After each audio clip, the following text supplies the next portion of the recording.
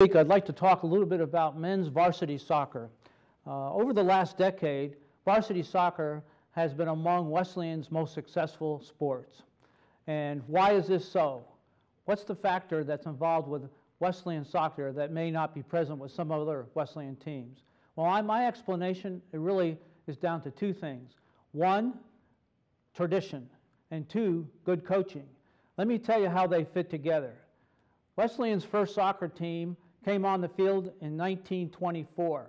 At that time, Hugh McCurdy was our head soccer coach coming right out of Springfield College in his first job. Mr. McCurdy went on to 39 successful years, finishing with just under a 600% one-loss record after those 39 years of coaching soccer at Wesleyan.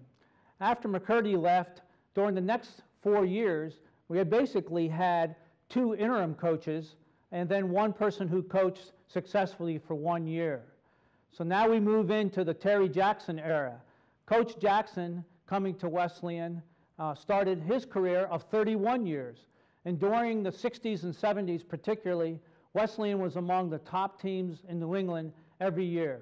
Harvard, Yale, Yukon Huskies, Central Connecticut, and Southern Connecticut, some all Division I and II teams were on our schedules.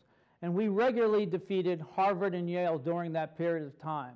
In fact, Yukon dropped us because we had beaten him 1 year when they were one of the top-ranked teams in the nation in Division I. Coach Jackson left, again, with a winning record, just close to 600%, having teams that qualified for the ECAC championships and also among the top seeded teams in the nation, unable to play in the NCAA tournament because NESCAC had a postseason championship ban on at that time.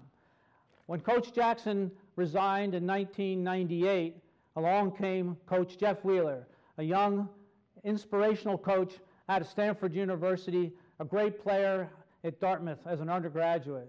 Coach Wheeler quickly picked up the tradition, and currently after 13 years, this is Jeff's 14th year, Coach Wheeler has led Wesleyan to 4 NCAA appearances, a NESCAC championships coming out of the 7th seed, and remarkably a winning percentage over 600% at this time for men's soccer. So the two things that are really involved in this whole period of time is, as I said, great coaching and a great tradition and consistency in the coaching.